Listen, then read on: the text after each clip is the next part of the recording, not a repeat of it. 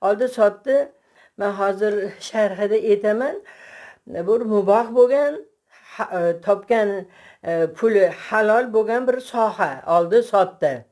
Endi tashqariga oldi sotdi, import eksport deyiladi. Ya'ni import kirib kelishi tovarni, eksport o'sha davlatdan boshqa davlatga chiqib ketish. Mana bu ham hozirgi davrda halol soha sanaladi. Shu narsani muqobilida agar siz dinni tashlab qo'ysangiz, din uchun harakat qilmasangiz, demak sizga Alloh taolo xorlikni musallat qilib qo'yadi deb ogohlantiryaptilar. O'zi uchun yashab, o'zi uchun yeb, ichib yuribdi-yu, lekin islom ikkinchi, uchinchi daraja e'tiborga qolib ketyapti, pastga qolib ketyapti. Islomdan bezdirdi, islomni qo'lidan oldi. Ular xudosizlar davrida tazyiq bilan islomni unutishdi. 32 yil davomida islom rivojlangani yo'q O'rta Osiyoda, balki shunaqa tanazzul topmaydi-yu, lekin shunaqa darajasi pastlashib boryapti. Mana kofirlar ishlab chiqarishi nihoyatda puxta. Chiqaradigan mahsulotlariga gap yo'q. Har tomonlama o'ylab, o'lchab, lekin puxta qilib bir mahsulotni chiqaradi. Negadir musulmonlarda mustaqil bir ishlab chiqarish o'zi yo'q. Yangi iqtisoddan tomondan ham orqada qolib ketayotgan xalq sanaladi. Bu endi qachon tuzaladi? Qachonki Rahmanir-Rahim. Alhamdulillahi robbil alamin val aqibatu lil muttaqin va la udwana illa alal zolimin. Vassalatu vassalamu ala rasulina Muhammad va alihi va ashabihi ecmaîn. Amma ba'd. Assalomu alaykum va rahmatullohi taala va barakatuh. Hurmatli birodarlar, bugungi suhbatimizni bir hadis sharifning sharhi degan rubrika ostida boshlashni ixtiyor qildik. Bu sizlarga havola qilinadigan hadis sharif Imom Abu Davuddan Abdullah ibn Umar radhiyallohu anhuma rivoyat qilgan hadis bo'ladi. Endi roviylar haqida ozgina ma'lumot beradigan bo'lsak, Abdullah ibn Umar Hazrati Umar radhiyallohu anhuni, ya'ni 4-xalifalikning ikkinchi xalifasi bo'lgan.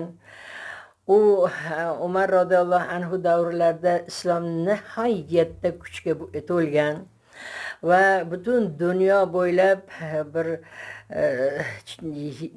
kengayib, shunaqa Arabiston yarim orolini sharqiy tomonlari yoki g'arbiy tomonlaridan Ozarbayjon Respublika davlatigacha, xullas har tomonlama maydoni kengayib borayotgan vaqt bo'lgan va islom dini juda oliy cho'qqiga yetishgan va holat bo'lgan. O'sha 4 xalifalikni, o'sha ikkinchi Hazrati Umar radhiyallohu anhu xalifa bo'lgan vaqtlarida u zotni hamma tarixdan yaxshi biladi, o'qib o'rganganmiz, alhamdulillah.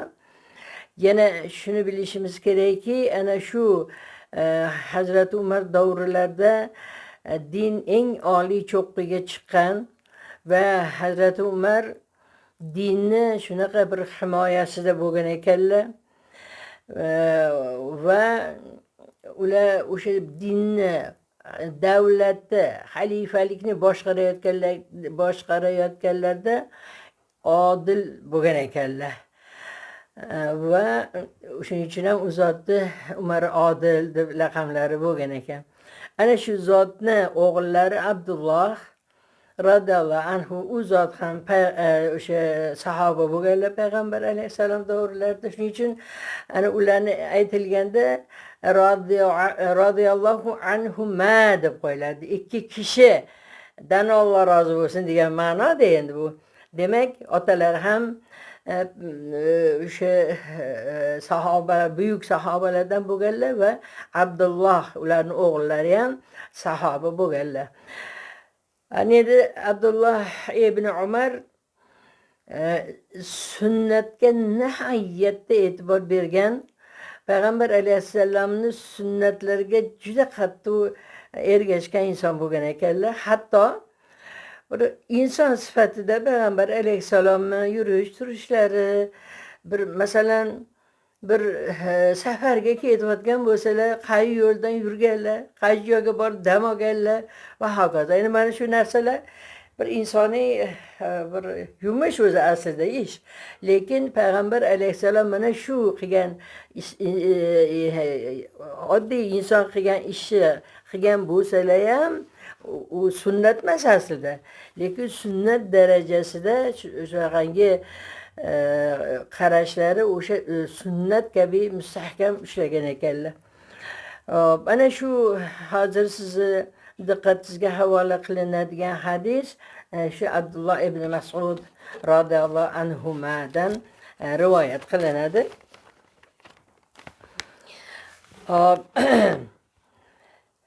Men hozir hadisni arabini o'qib beraman. Uni ba'zi bir mufradotlariga ozgina to'xtalamiz va undan keladigan foyda ustida suhbatlashamiz siz bilan. An Abdullah ibn Umar radhiyallohu anhuma qala Rasululloh sallallohu alayhi va sallam إذا تبايعتم بعينة وأخذتم أذناب البقر ورضيتم بالزرع تركتم الجهاد سلط الله عليكم ذلا لا ينزعه حتى ترجعوا إلى دينكم. رواه أبو داود. Demek mana bu yerda hadisi umumiy tarjimasiga e'tibor beradigan bo'lsak, agar dedilar payg'ambar alayhissalom, siz nasiya oldi sotdi bilan shug'ullanib yursangiz, ya'ni xotirjam shu ishni qilsangiz, bu oldi sotdi men hozir sharhida aytaman, bu muboh bo'lgan, topgan puli halol bo'lgan bir soha oldi sotdi.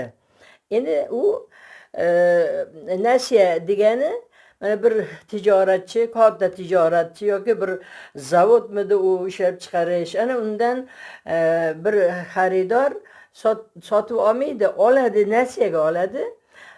Ali dujina deydi, ko'p qilib oladida, u narsani sekin-sekin sotib, u nasiyaga olgan pulini sekin-sekin qaytaradi. Shuni oldi sotdi, bay'atum degan oldi sotdi qilsangiz, faqat u nima nasiya bo'lsa, bu ham o'sha shariatda ko'rsatilgan holat ekan. Va yana ketdan yetdilar, siz sigirni dumini ushlab yursangiz, va ekin tikin bilan rozi bo'lib hayot kechirib yursangiz va Allohning so'zini ustuvorligi, dinni oliyligi va Alloh taoloni so'zlarini ustuvor bo'lish, ya'ni islom dinini mukammal oliy darajada bo'lishga jihad qilmasangiz, harakat qilmasangiz, sizni ustingizga Alloh taolo xorlikni musallat qilib qo'yadi. Musallat degani sulton so'zini nimasi, o'zakdosh so'z bo'lib, demak sizni ustingizga shunaqa mustahkam bo'lib xorlik o'rnashib oladiki, uni Alloh sizdan ko'tarmaydi qachonki siz diningizga qaytmagunizcha. Mana bu yerdagi mufradotlarga e'tibor beradigan bo'lsak, demak birinchisi tabayatum bil inati. Men hozir tushuntirib o'tdim. Demak oldi sotdi, lekin nasiya oldi sotdi shariatda mumkin bo'lgan, halol bo'lgan soha. Men hozirgi nuqtai nazarim bilan har bir davlat oldi sotdi bilan albatta shug'ullanadi. U oldi sotdi ichki oldi sotdi bo'lishi mumkin yoki tashqi oldi sotdi bo'lishi mumkin. Endi bu dunyo nimasida istilohida aytadigan bo'lsangiz, tashqariga oldi sotdi import eksport deyiladi. Ya'ni import kirib kelishi tovarni, eksport o'sha davlatdan boshqa davlatga chiqib ketish. Mana bu ham hozirgi davrda halol soha sanaladi. Va yana sigirni dumini ushlab yursangiz degani chorvadorlikka ishorat qilganlar payg'ambar alayhissalom. Ya'ni o'sha go'shtni halol qilingan musulmonlarga mol hollar, masalan otmi, tuyamiz, haligi molmi, qo'ymi, echkimi va hokazo. Xullas mana shu inson yeyishi mumkin bo'lgan hayvonlarni boqib, semirtirib, endi mol boqish ham hammani qo'ldan kelavermaydi-da. O'sha mutaxassis bo'lib, o'sha nimani vitaminlar bilan to'yintirib, suv ichirib, yem yedirib, semirtirib, uni tirikligini sotadimi yoki so'yib go'shtini sotadimi, farqi yo'q. Mana shu hamma kompleks demak chorvadorlik deyiladi. Va uchinchisi radiytum biz-zar'i degani payg'ambar alayhisalom ekin-tikin, dehqonchilikka ishora qilganlar. Ya'ni dehqonchilik ham mana shu ekonomikani foyda keltiradigan bir asosi sanaladi. Ya'ni mana hamma ham dehqonchilik qilmaydi. O'sha qo'lidan kelgan inson yerni haydab, unga ishlov berishlik, chilla suvi bilan sug'orib qo'yishlik, o'g'itlarni vaqtida berishlik, ekinni qoyil maqom qilib ekishlik, unga ishlov berishlik, ichidagi o'tlarni yulib chiroyli qilib qo'yishlik va pishgandan keyin mevasini sotish yoki o'zi iste'mol qilishligi, katta gektarlarda bo'lsa albatta sotish va bu ham demak o'sha ekonomikani eng asosiy tarmoqlaridan biri sanaladi. Ana bular hammasi o'sha payg'ambar alayhissalom aytganlaridek, demak mana bu 3 sohani payg'ambar alayhissalom o'sha davrdagi oddiy insonlarning hayoti nimasida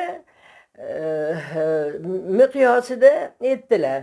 Ana u uchala tirikchilik vositalari ekonomikani eng asosiy foyda keltiradigan bir tarmoqlar ekan. Qaysiki davlatda mana shu 3 ta soha rivojlangan bo'lsa, demak u xalq och qolmas ekan, birinchidan birovga muti' bo'lib qolmas ekan, bemalol yegani oldida, yemagani ketida bo'lib yurar ekan. Ana shu 3 ta sohani zikr qilib turib, payg'ambar alayhissalom shu narsani muqobilida agar siz dinni tashlab qo'ysangiz, din uchun harakat qilmasangiz, demak sizga Alloh taolo xorlikni musallat qilib qo'yadi deb ogohlantiryaptilar. Endi bu jihad deganda har qanaqa erkak odam ham orqasiga bir tislanadi, bir insonni toqatiga bir karih ko'rinadigan narsa. Shu to'polon, urush, janjal. Lekin bu yerdagi jihadni men sal keyinroqda unda nima qilib beraman, tahlil qilib beraman. Demak, mana shu xorlik, mana shu dinga e'tibor bermaslik, dinni rivoji uchun bir jon kuydirmaslik, islom dinini ravnaq topishi nega mani ishim emas deb qarashlik, demak insonni o'sha musulmonni nimaga xorlikka olib kelar ekan. Bir taniqli olimni bir gapi bor. Inson agar qul bo'lsa, qo'liga zanjir solib qo'yilgan bo'lsa, o'sha holatda yashab o'sha zanjirga o'rganadi-da, o'sha qo'lda zanjir borligini ham unutib qo'yadi degan gap bor. Haqiqatda mana shu muboh amallarni bemalol qilib, din bilan ishi yo'q, hamma dindorman, musulmonman deydi. Mana bu demak bir payg'ambar alayhissalom nazdilarida musulmon uchun xorlik sanalar ekan. Mana agar bu dunyo miqyosida gapiradigan bo'lsak, o'sha har bir davlatda mana shu 3 soha, endi hozir industriya, mashinasozlik va hokazo sohalar ko'payib ketdi-yu, azalda mana shu 3 ta soha ekonomik bir asos bo'lgan har bir davlat uchun. Endi hozir agar unda olamga qaraydigan bo'lsak, yer kurrasiga hamma xalq u tilidan qat'iy nazar, rangidan qat'iy nazar, e'tiqodidan qat'iy nazar 7 milliarddan oshdi. Statistika ma'lumotiga qaraganda 7,6 milliard aholi yashayapti hozir. Ana shulardan shu sifrani 24,5% musulmonlar tashkil qiladi. Ya'ni u 1,9 milliard, salkam 2 milliard insonlar musulmon va o'sha musulmon davlati va o'sha davlat boshqaruvi ham ayrim joylarda o'sha shariat bo'yicha, to'liq shariat bo'yicha emas u. No, shunaqa. Ana endi bunda o'sha endi O'zbekiston O'rta Osiyo davlati, demak o'sha turk zabon xalqlar Qozog'iston, Qirg'iziston, O'zbekiston, Tojikiston. Mana bular etnik musulmonlar sanaladi va ulardagi yashayotgan aholining 99% musulmonman deb da'vogarlar sanaladi. Ana endi qarasangiz, o'sha kapitalistik davlatlardagi yashash sharoiti va musulmonlarni yashash sharoitini qarasangiz, tafovut juda baland.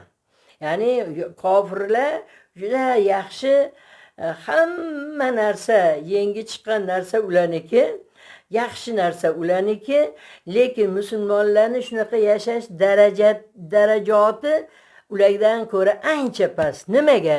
Chunki ular musulmonman deb turib, islomni ravnaqi uchun hech kimni esiga kelmayotibdi bu narsa. Ya'ni o'zi uchun yashab, o'zi uchun yeb, ichib yuribdi-yu, lekin islom 2, 3 daraja e'tiborga qolib ketyapti, pastga qolib ketyapti. Mana O'zbekiston Alloh taolo juda ko'p imkoniyat beruvdi, shuni biz qo'ldan boy berdik. Masalan, 1902-3 yillarda Chor Rossiyasi, xudosizlar yoki g'ayri din desak ham bo'ladi, O'rta Osiyoni bosib oldi. Va revolyutsiyadan keyin xudosizlar bosib oldi, mustamlaka ostida yashadi o'zbek xalqi. Qanday qiyinchilik bo'lgan bo'lsa, tarix guvoh bunga. Ana endi musulmonlar 72 yil davomida o'sha Rossiya xudosizlar jamiyatini sotsializm, kommunizm deb ayyuhannas solgan o'sha odamlar O'zbekistonni shunaqa islomdan bezdirdi, islomni qo'lidan oldi. Ular xudosizlar davrida tazyiq bilan islomni unutishdi hatto. Ana endi bizga Alloh subhanahu va taolo bir nusrat berdi-de. 1991-yilda ko'z oldimizda bunda jang jadal bo'lgan yo'q, qo'zg'olon bo'lgan yo'q. Hamma o'yin o'zini o'yida o'tiribdi. Alloh taolo ko'zimizni oldida o'sha boshimizdan o'sha xudosizlarning saltanatini shunda olib qo'ydi. Ana o'sha musulmonlar endi shunaqa chaqqonlik bilan o'sha islomni ushlash kerak edi. Mana hozir 32 yil bo'lgan bo'lsa, 32 yil davomida islom rivojlangani yo'q O'rta Osiyoda, balki shunaqa tanazzul topmaydi-yu, lekin shunaqa darajasi pastlashiga boryapti. Ana o'sha 91-yilda ozod bo'ldik dedik, ozodlik dedik. Mana hozirgacha ozodlikni bayram qilamiz-da, nimadan ozod bo'lganimizni o'zimiz ham bilmaymiz. Demak, mana bu o'sha imkoniyatdan foydalanib biz islomga qaytishimiz kerak edi. Ana shunda mana hadisi muborakda Payg'ambar alayhisalom sizdan o'sha xorlikni Alloh taolo olmaydi, qachonki diningizga qaytmagunizcha deyaptilar. Demak, mana bu o'sha 1991-yildagi sa'y harakat islom uchun bo'lganda hozir biza juda bir farovon hayot kechirgan bo'lardik. Hamma yog'imiz obod bo'lardi. Ana endi o'sha kofirlar bilan musulmonlarni ishlab chiqarishi deymiz, ya'ni iqtisodiy tomoni deymizmi, siyosiy tomoni deymizmi, ularning orasidagi farqi agar ozgina mulohaza qiladigan bo'lsak, mana kofirlar ishlab chiqarishi nihoyatda puxta. Chiqaradigan mahsulotlariga gap yo'q. Har tomonlama o'ylab, o'lchab, lekin puxta qilib bir mahsulotni chiqaradi. Negadir musulmonlarda mustaqil bir ishlab chiqarishi o'zi yo'q. Ya chiqargan taqdirda ham stanoki Xitoyniki bo'ladi yoki Yevropaniki bo'ladi, nemislarniki bo'ladi va hokazo. Hatto hozir endi ishlab chiqarish rivojlangan vatkandir, lekin bitta tualetni bo'lmagan, sizlardan uzr so'rayman, tualetni bo'lmagan o'sha chiqindi qog'ozlardan chiqariladigan bu mahsulotni ham stanoki Xitoynikida. Demak, o'sha O'zbekistondagi musulmonlar ana shunaqangi iqtisoddan tomondan ham orqada qolib kelayotgan xalq sanaladi. Bu endi qachon tuzaladi? Qachonki biz dinimizga qaytsak.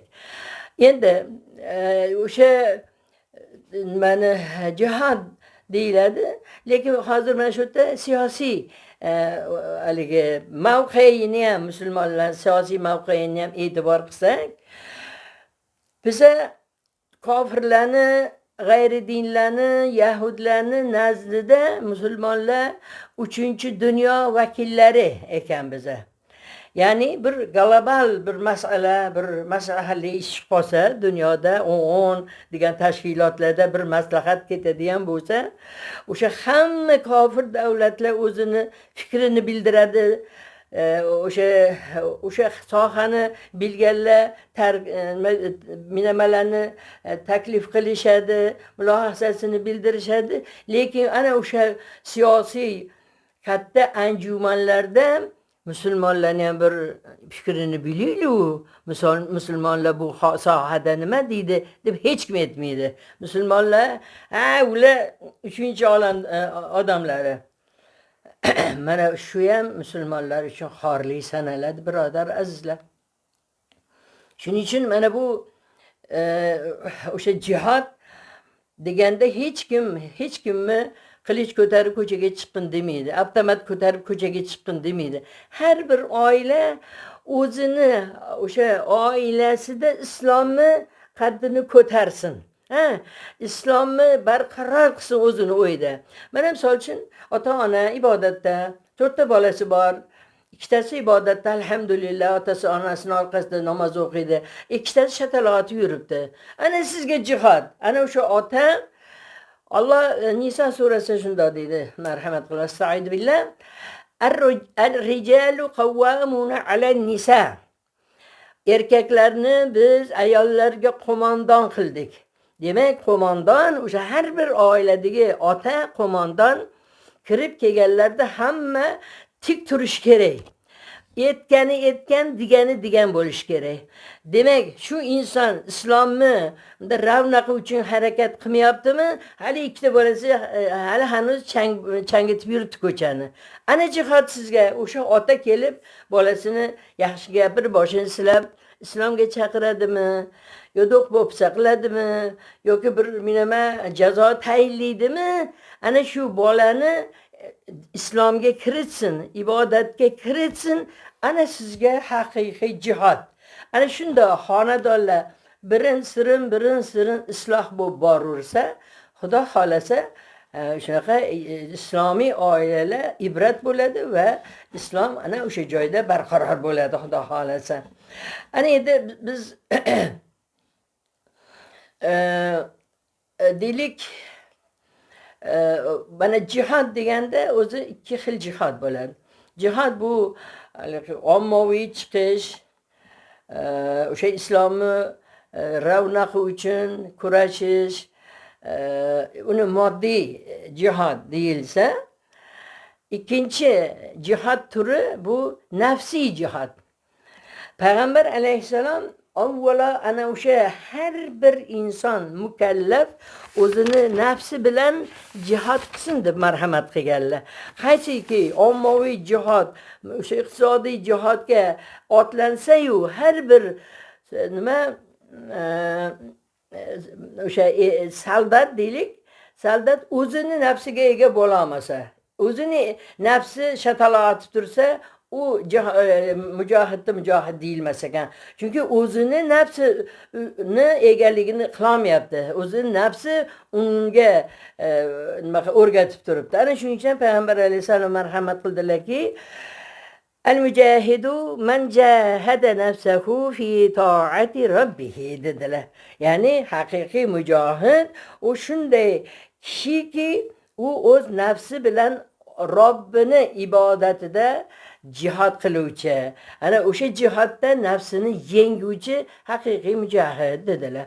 Ana shuning uchun bu haqiqat, asli haqiqat va dinni ayrilmas bir bo'lagi sanaladi mana bu jihad. Ana shuning uchun biz avvalo o'zimiz jihad qilaylik ekan nafsimiz bilan. Nafsimizga molik bo'lganimizdan keyin o'zidan iqtisodiy jihad ham o'z o'rniga tushib ketaverar ekan. Endi hozir bizada o'zbek musulmonlari o'sha islomni barqaror bo'lishligi, oliy bo'lishligiga harakat yo'lida tursin, puli ko'paydimi? Endi biza o'sha xudosizlar davridan keyin bizaga kapitalizm changali ostida qoldikda. Hamma musulmonlar ham, kofirlar ham mol dunyo to'plash bilan ovora. To'g'ri, mol dunyo to'plash bir jihati yaxshiki, unda savoblar yig'adigan bir imkoniyat bor. Ana puli ko'p bo'lsa xayr ehson qiladi, puli ko'p bo'lsa birovni operatsiyasiga yordam berasiz. O'sha savol vositalari, o'sha pul asli savob vositalari. Ana endi o'sha inson o'zini nafsi bilan jihad qilib o'sha nafsiga ega bo'ldi, demak topgan pulini qayoqqa sarf qilishni ham biladi. Ana bizning O'zbekiston musulmonlari, kechirasizlar meni, o'yi bo'lsa dacha sog'isi keladi, puli ko'paygandan keyin Alloh uchun sarf qiling demaydi. Yoki xotini bola chaqasi bo'lsa ikkinchi xotin olaman deb to'palan qiladi. Yoki bir rusumdagi eskiroq rusumdagi mashinasi bo'lsa, yana yangi chiqqan rusumdagi mashinani olgisi keladi. Faqat o'zini nafsiga ishlatadi xolos. Chunki u islom uchun bir tiyinni berishga qizg'anadi.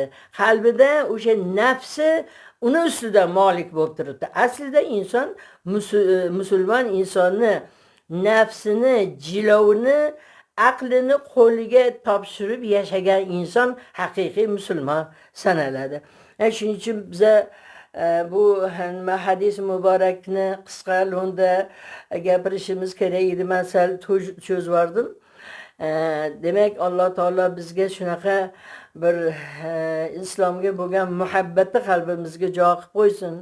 Har holatda, har jabhada Allohning so'zini oliy bo'lishligi, dini diyonatda mustahkam bo'lishligi va har bir hayotda yurgan e'tiqoddan qat'iy nazar musulmonni ko'rsa tizzasi qaltiraydigan bo'lish kerak. Ana shundagina biz islomga harakat qilgan bo'lamiz. Ana shundagina Alloh taolo sizu bizdan, boshimizdan o'sha xorligini olar ekan va biz so'zimiz so'z, ishimiz ish bo'lar ekan, Allohning rizoligini topa oladigan va iqtisodiy hayotimiz ham farovon bo'lar ekan. Mana shu ikki jihatni har bir erkak, har bir ayol musulmon uni o'ziga joriy qilsin, o'zidan boshlasin va mana shu islomni da oyoqqa ko'taradigan bo'lsak, inshaalloh xorlikdan boshimiz chiqar ekan. Ungacha Alloh taolo bu xorlikni bizdan olmas ekan. Ana endi so'zimiz oxirida bir xalifalik davrida bo'lib o'tgan bir qissani men sizlarga havola qilmoqchi edim. Ya'ni xalifalik bo'lgan 7 asr davom etgan, juda katta yerlarni egasi bo'lgan bu xalifalik, ana shu ko'p xalifaliklar o'tgan 7 asr davomida ana shulardan biri Sulton Sulaymon Qonuniy degan bir nima xalifa. Endi musulmon bo'lmagan davlatlarga askar yuborilgan, ular to'g'ri qilib islomni ularga tushuntirishgan, qabul qilsa qabul qilgan, bo'lmasa jang jadal bo'lgan. Ana shunaqa askarlardan Bolqon bo'yi yerlariga yuborgan.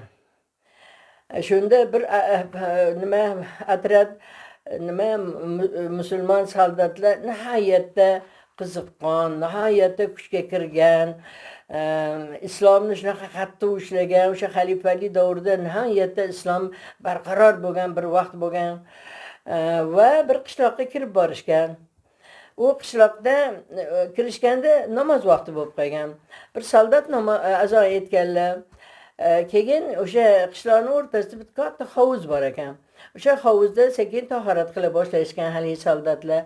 Ular tushgan qishloqning sal teparog'ida bir cherkov bo'lgan ekan. U cherkovning ichida o'sha cherkovning rohibi soldatlardan endi qo'rqib, titrab, qandoq bo'larkin bu yoqda bizani ishimiz deb turgan va o'sha soldatlarni uzoqdan kuzatib turgan.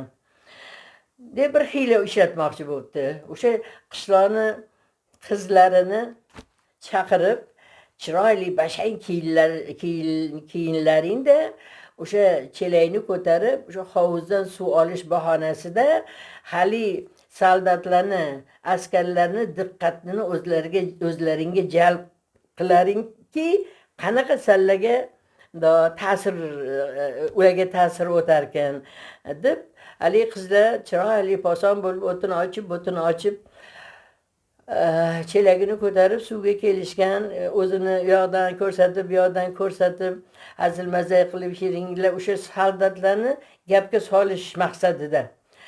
Shunda o'sha musulmon soldatlar hali qizlarga hatto bundoq qarab ham qo'yishmagan ekan. Ana sizga o'zini nafsiga molik bo'lishlik. Egilib tahorat qilayotgan odam o'sha nimalar askarlar hatto boshini ko'tarib ham qo'yishmagan ekan. Hech ham ularni nafsiga to'g'ri kelmagan, harom ekanligini bilgan u o'zini nimasiga nafsiga molik bo'lgan yigitlarni ko'rgan haligi rohib juda ham titrab qolgan ekanki, bular o'zini nafsiga shunchalik molik bo'lsa, demak bizani xudo urdi, biza yutqizamiz deb o'sha yerda qo'l ko'targan ekan. Ana shuning uchun biz Allohdan so'raymiz, hammamizni qalbimizdagi taqvolarimizni Alloh ziyoda qilsin, ilmlarimizni ziyoda qilsin va u ilmimizga amal qilishlik tavfiqini bersin. Mana shu agar bilsangiz, mana shu mavzu juda mavzu zarur mavzuki, o'sha Chor Rossiyasi kelmasdan avval O'rta Osiyo o'sha respublikalari, endi o'sha davlat Mavara Nahr o'lkasidagi islom nihoyatda rivojlangan. Hamma olimu ulamolar avval shariat ilmini o'rgangan, o'zida tatbiq qilgan. Ana undan keyin Alloh taolo ularga bu dunyo ilmini, sir sinoatlarini ochib tashagan va mana falakiyot ilmi,